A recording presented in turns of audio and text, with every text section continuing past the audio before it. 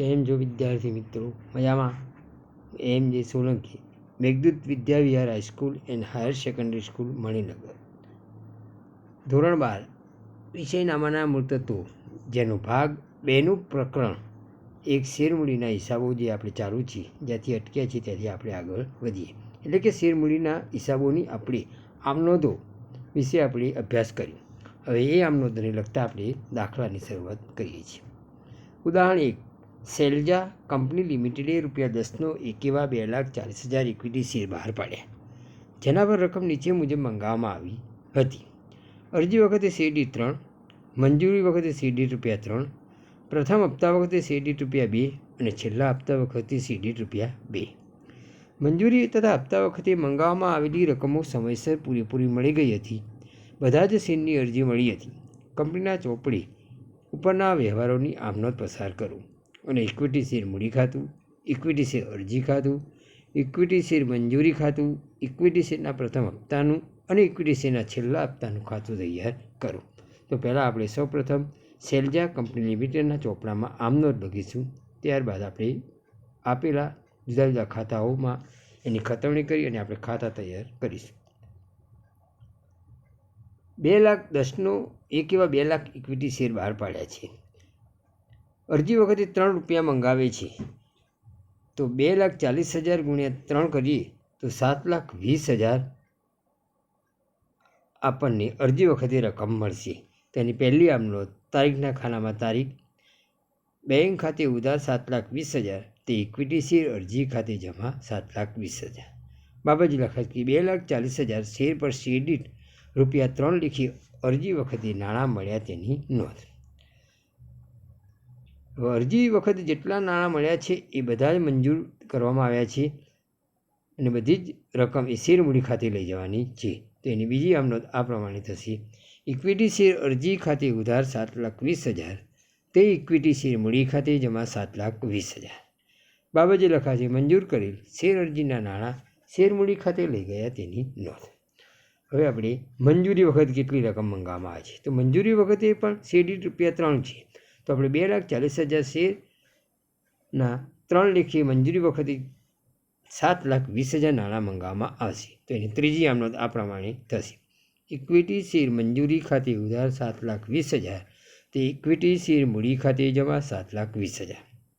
બાબત લખાશે 2,40,000 equity share પર શેર દીઠ ₹3 લેખે મંજૂરીની રકમ લેણી થઈ તેની નોંધ. હવે મંજૂરી વખતે મંગાવેલી રકમ પૂરેપૂરી મળી જાય છે, તો ચોથી આમનોંધ આ જ પ્રમાણે થશે. બેંક ખાતે ઉધાર 7,20,000, તે ઇક્વિટી શેર મંજૂરી ખાતે જમા 7,20,000. હવે આપણે પ્રથમ હપ્તા વખતે કેટલી રકમ, તો પ્રથમ હપ્તા વખતે શેર દીઠ ₹2 લેખે મંગાવવામાં આવે છે, તો 2,40,000 ગુણ્યા 2 કરીએ તો આપણને 4,80,000 શેરના પ્રથમ હપ્તા વખતે આપણને મંગાવવામાં રકમ આવે છે. તો એની પહેલી આમનોંધ આ પ્રમાણે થશે. પાંચમી આમનોંધ, ઇક્વિટી શેરના પ્રથમ હપ્તા ખાતે ઉધાર 4,80,000, તે ઇક્વિટી શેર મૂડી ખાતે જમા 4,80,000. બાબતજી 2,40,000 શેર પર શેર દીઠ ₹2 લેખી પ્રથમ હપ્તાની રકમ લેણી થઈ તેની નોંધ. પ્રથમ હપ્તાની રકમ પણ આપણને પૂરેપૂરી મળી જાય છે, તો આપણે એની છઠ્ઠી આમનોંધ આ પ્રમાણે થશે. બેંક ખાતે ઉધાર 4,80,000, તે ઇક્વિટી શેરના પ્રથમ હપ્તા ખાતે જમા 4,80,000. બાબતજી પ્રથમ હપ્તા વખતે મંગાવેલી રકમ મળી તેની નોંધ. હવે આપણે છેલ્લો હપ્તો, છેલ્લા હપ્તા વખતે શેર દીઠ ₹2 લેખે મંગાવવામાં આવે છે, તો એ પણ 4,80,000 થશે. તો એની સાતમી આમનોંધ આ પ્રમાણે થશે. ઇક્વિટી શેરના છેલ્લા હપ્તા ખાતે ઉધાર 4,80,000, તે ઇક્વિટી શેર મૂડી ખાતે જમા 4,80,000. બાબત જે લખાશે 2,40,000 શેર પર છેલ્લા હપ્તાની રકમ લેણી થઈ તેની નોંધ. ઇક્વિટી શેરના છેલ્લા હપ્તો પણ આપણને પૂરેપૂરો રકમ મળી જાય છે, તો એની આઠમી આમનોંધ આ પ્રમાણે થશે. બેંક ખાતે ઉધાર 4,80,000, તે ઇક્વિટી શેરના છેલ્લા હપ્તા ખાતે જમા 4,80,000. બાબતજી છેલ્લા હપ્તા વખતે મંગાવેલી રકમ મળી તેની નોંધ. બાબત સરવાળો કરીએ તો કુલ સરવાળો 48 લાખ ઉધાર બાદ ખાનાનો અને જમા ખાનાનો પણ 48 લાખ. હવે શૈલજા કંપની લિમિટેડની ખાતામાં આપણે ઇક્વિટી શેર મૂડી ખાતું, ઇક્વિટી શેર અરજી ખાતું, ઇક્વિટી શેર મંજૂરી ખાતું, ઇક્વિટી શેરના પ્રથમ હપ્તાનું ખાતું, ઇક્વિટી શેરના છેલ્લા હપ્તાનું ખાતું આપણે તૈયાર કરવાનું છે. તો આપણે જેમ આમનોંધ લખી છે એ આમનોંધની આપણે જુદા જુદા ખાતામાં ખતવણી કરી આપણે પ્રમાણે ખાતા બનાવવાના છે. તો આપણે પહેલી આમનોંધ દેખો, બેંક ખાતે ઉધાર તે ઇક્વિટી શેર અરજી ખાતી. તો ઇક્વિટી શેર અરજી ખાતાની જમા બાજુની ખતવણી થશે. તો ઇક્વિટી શેર અરજી ખાતાની જમા બાજુ પહેલી આમનોંધ, બેંક ખાતે 7,20,000. બેંક ખાતામાં આપણે ખતવણી કરવાની નથી, આપણે ખાતું બનાવવાનું નથી. બીજી આમનોંધ, ઇક્વિટી શેર અરજી ખાતે ઉધાર તે ઇક્વિટી શેર મૂડી ખાતે. તો ઇક્વિટી શેર અરજી ખાતાની ઉધાર બાજુ અને ઇક્વિટી શેર મૂડી ખાતાની જમા બાજુ ખતવણી થશે. તો આપણે ઇક્વિટી શેર અરજી ખાતાની ઉધાર બાજુ લખાશે. બીજી આમનોંધ, ઇક્વિટી શેર મૂડી ખાતે 7,20,000 અને ઇક્વિટી શેર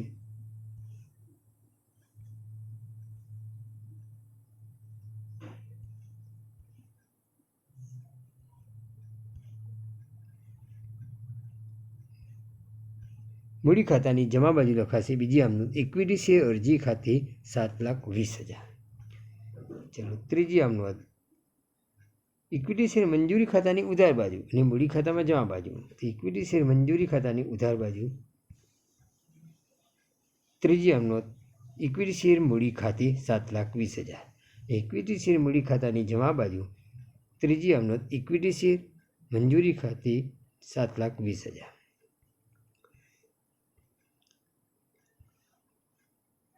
ચોથી આમનોંધ, બેંક ખાતે ઉધાર તે ઇક્વિટી શેર મંજૂરી ખાતે. ફક્ત ઇક્વિટી મંજૂરી ખાતાની જમા બાજુ ખતવણી થશે. ચોથી આમનોંધ, બેંક ખાતે 7,20,000.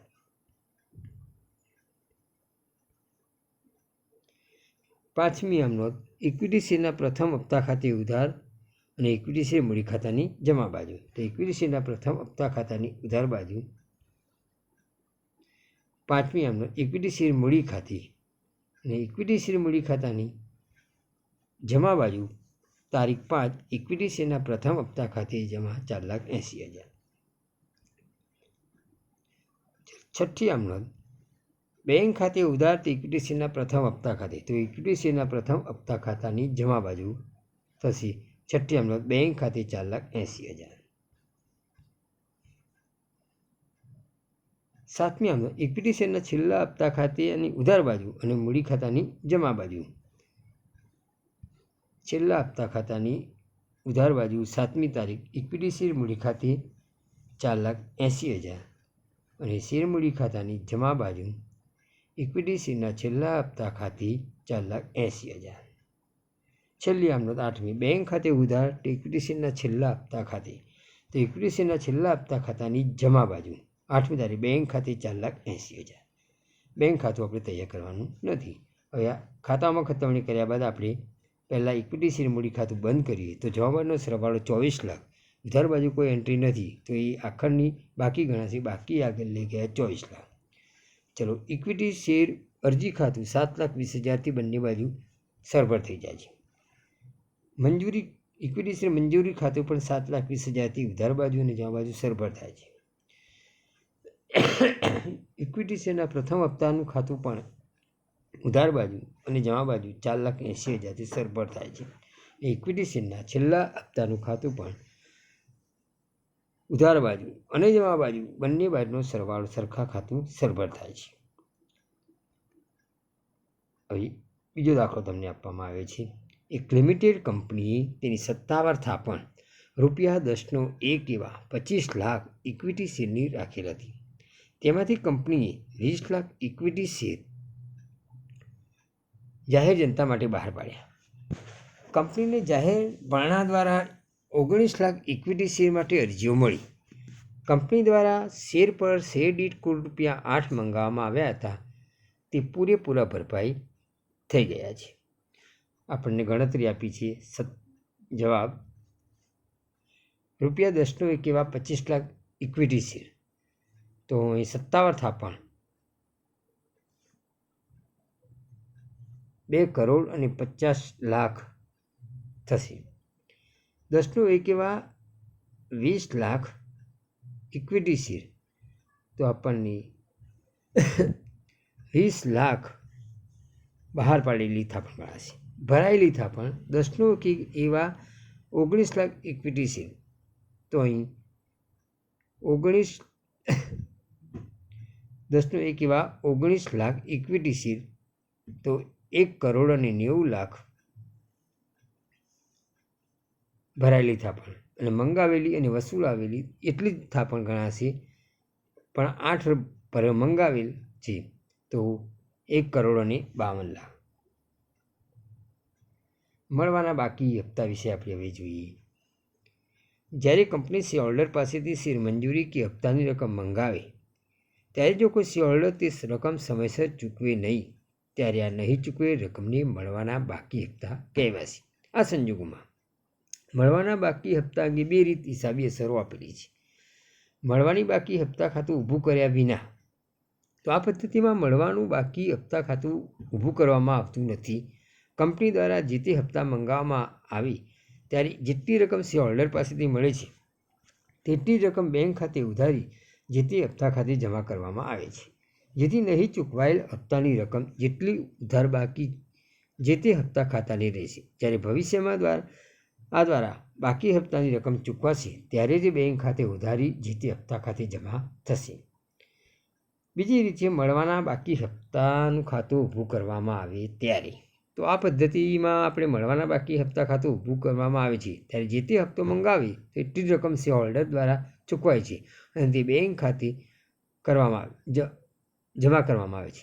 જેટલી રકમ શેર હોલ્ડર દ્વારા ચૂકવાતી નથી તે મળવાના બાકી હપ્તા ખાતે ઉધારવામાં આવતી હોય છે.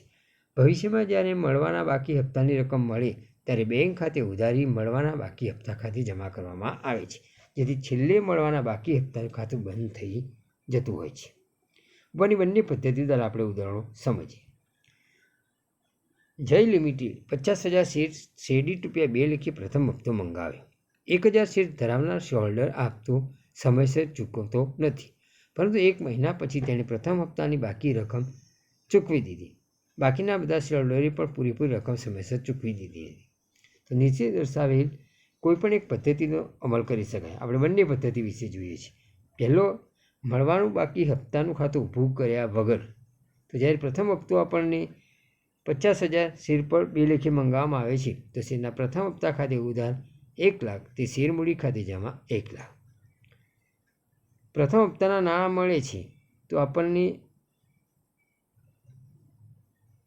બેંક ખાતે ઉધાર 98,000 તે શેરના પ્રથમ હપ્તા ખાતે જમા 98,000 અને શેર હોલ્ડર પાસે મળવાની બાકી હપ્તાની રકમ 2,000 છે, કારણ કે 1,000 શેરના નાણાં મળતા નથી. તો બેંક ખાતે ઉધાર 2,000 તે શેરના પ્રથમ હપ્તા ખાતે જમા 2,000. આ જ ઉદાહરણનો આપણે હવે મળવાનું બાકી હપ્તા ખાતું ઊભું કરી અને જ્યારે દાખલો ગણી ત્યારે એની આમનોંધ આ પ્રમાણે થશે. જ્યારે પ્રથમ હપ્તો મંગાવીએ ત્યારે તો શેરના પ્રથમ હપ્તા ખાતે ઉધાર 1 લાખ તે શેર મૂડી ખાતે જમા 1 લાખ. એ પ્રથમ હપ્તાના નાણાં મળે ત્યારે તો બેંક ખાતે ઉધાર 98,000, મળવાના બાકી હપ્તા ખાતે ઉધાર 2,000 તે શેરના પ્રથમ હપ્તા ખાતે જમા 1 લાખ. અને શેર હોલ્ડર પાસેથી મળવાના બાકી હપ્તાની રકમ હવે મળે ત્યારે તો બેંક ખાતે ઉધાર 2,000 તે મળવાના બાકી હપ્તા ખાતે જમા 2,000. હવે મળવાના બાકી હપ્તા પર વ્યાજની ગણતરી તેની હિસાબી અસરો અભ્યાસક્રમમાં આપણે સામેલ નથી. આપણી જાણ માટે વિદ્યાર્થીની અહીં તમને દર્શાવી છે. હવે બીજો એક દાખલો આપણે લઈએ. ઉદાહરણ 4. ભાવનગરની પ્રણવ લિમિટેડે ₹10નો એવા 18 લાખ ઇક્વિટી શેર બહાર પાડ્યા હતા. કંપનીને 20 લાખ શેર માટે અરજીઓ મળી. બોર્ડ ઓફ ડિરેક્ટરની મિટિંગમાં શેર મંજૂર કરવામાં આવ્યા અને વધારાના શેર માટેની અરજીઓ નામંજૂર કરી એના નાણાં અરજદારોને પરત કર્યા. શેર પર રકમ નીચે મુજબ મંગાવવામાં આવી છે. અરજી વખતે 3, મંજૂરી વખતે ₹250, પ્રથમ હપ્તા વખતે શેર દીઠ ₹2 અને છેલ્લા હપ્તા વખતે શેર દીઠ ₹250. યોગેશ કે જેના 1600 શેર મંજૂર કરેલા તે પ્રથમ અને છેલ્લા હપ્તાના નાણાં ભરી શકેલ નથી, જ્યારે નીલમ કે જેના 1400 શેર મંજૂર કરેલા તે છેલ્લા હપ્તાના નાણાં ભરી શકેલ નથી. આ સિવાય બાકીના શેર હોલ્ડર પાસેથી રકમ સમયસર મળી ગઈ. યોગેશ અને નીલમે બાકી હપ્તાની રકમ પણ પાછળથી કંપનીએ ચૂકવી દીધી છે. ઉપયુક્ત વ્યવહારો અંગે જરૂરી આમનોંધ કંપનીના ચોપડામાં પસાર કરો. તો આપણે આમનોંધનું ફોર્મ આ પ્રમાણે દોર્યા પછી આપણે આમ નોંધ લખીએ. ચલો, પહેલાં 18 લાખ ઇક્વિટી શેર બહાર પડ્યા છીએ, પરંતુ 20 લાખ શેર માટે અરજીઓ આવી છે. તો અરજી સાથે કુલ કેટલા નાણાં મળે છે એની ગણતરી આપણે કરવાની. તો અરજી વખતે 3 લેખે નાણાં મળે છે. તો બેંક ખાતે ઉધાર 60 લાખ તે ઇક્વિટી શેર અરજી ખાતે જમા 60 લાખ, એટલે કે 20 લાખ શેર પર 3 લેખે આપણને નાણાં અરજીના મળ્યા. બાબતજી આ રીતે લખાશે. હવે એમાં 18 લાખ શેર મૂડી આપણને મળ્યા છે.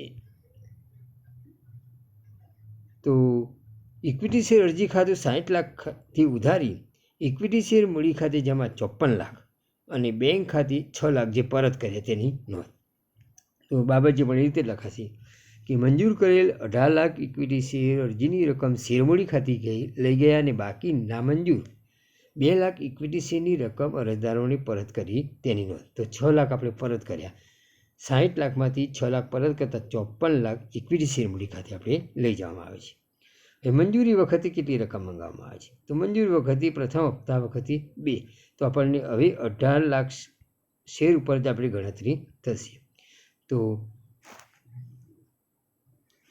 3 લેખે તો 54 રૂપિયા 250 લેખી, તો 18 લાખ ગુણ્યા 250 કરીએ તો આપણે 45 લાખ મંજૂરી વખતે નાણાં મંગાવીએ છીએ. તો ઇક્વિટી શેર મૂડી ખાતે ઉધાર 45 લાખ તે ઇક્વિટી શેર મંજૂરી ખાતે ઉધાર 45 લાખ તે ઇક્વિટી શેર મૂડી ખાતે જમા 45 લાખ. બાબતજી મંજૂર કરેલ 18 લાખ શેર પર રૂપિયા 250 લેખે મંજૂરીના નાણાં લેણા થયા તેની નોંધ. હવે મંજૂરી વખતે મંગાવેલી રકમ પૂરેપૂરી મળી ગયા છે. તો ત્યાંથી આપણે આ થશે એટલી જ રકમથી બેંક ખાતે ઉધાર 45 લાખ તે ઇક્વિટી શેર મંજૂરી ખાતે જમા 45 લાખ. બાબતજી શેર મંજૂરી ઉપરની લેણી રકમ પૂરેપૂરી મળી તેની નોંધ. હવે આપણે પ્રથમ હપ્તા વખતે કેટલી રકમ મંગાવવામાં આવે? તો પ્રથમ હપ્તા વખતે રૂપિયા 2 લેખે મંગાવ્યા છે. તો આપણને 36 લાખ પ્રથમ હપ્તા વખતે મંગાવે છે. તો પાંચમી મામલો થશે ઇક્વિટી શેરના પ્રથમ હપ્તા ખાતે ઉધાર 36 લાખ તે ઇક્વિટી શેર મૂડી ખાતે જમા 36 લાખ.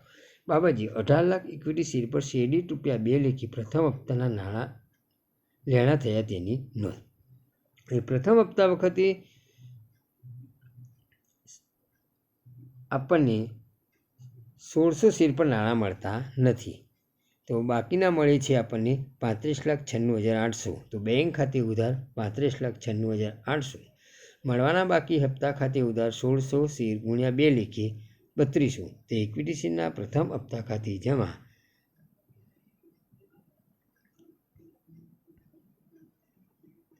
36 લાખ.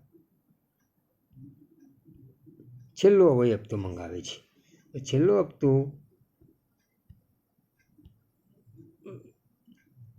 $250 લેખે મંગાવવામાં આવે છે. તો ઇક્વિટી શેરના છેલ્લા હપ્તા ખાતે ઉધાર 45 લાખ તે ઇક્વિટી શેર મૂડી ખાતે જમા 45 લાખ.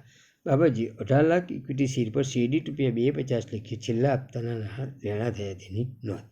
હવે એમાં આપણે 3000 શેરના નાણાં મળતા નથી. તો મળે છે કુલ 44,92,500. તો બેંક ખાતે ઉધાર 44,92,500.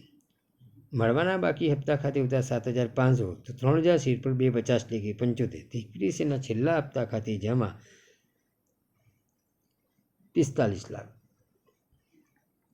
એ હપ્તા મળી જાય છે બંનેના. તો કુલ 10,700 રૂપિયા આપણને મળે છે. બેંક ખાતે ઉધાર 10,700 તે મળવાના બાકી હપ્તા ખાતે જમા 10,700. બંને બાજુનો સરવાળો કરીએ તો 3,72,10,700 ઉધાર બાજુનો સરવાળો ને જમા બાજુનો પણ સરવાળો એટલો જ થશે. અગાઉથી મળેલ હપ્તો. તો કંપનીના આર્ટિકલ્સમાં જો એવી જોગવાઈ હોય કે કંપનીએ પોતે બહાર પાડેલા શેર પર નહીં મંગાવેલી રકમ કોઈ શેર હોલ્ડર પૂરેપૂરી કે આંશિક રીતે ચૂકવે તો તે રકમ મેળવી શકે છે. તો આ સંજોગોમાં નહીં મંગાવેલી રકમ શેર ધારકો દ્વારા કંપનીને અગાઉથી મળતા તે રકમ અગાઉથી મળેલ હપ્તા ખાતે જમા કરવામાં આવે છે. તેની આમ નોંધ આ પ્રમાણે થશે. દેખો, શેર અરજી ખાતે ઉધાર તે શેર મૂડી ખાતે તે શેર મંજૂરી ખાતે તે અગાઉથી મળેલ હપ્તા ખાતે. જમણી બાજુ તમને આવ્યું કે શેર અરજીની સંખ્યા ગુણ્યા અરજી વખતે મંગાવેલી રકમ, તો એ શેર અરજી ખાતે ઉધાર થશે.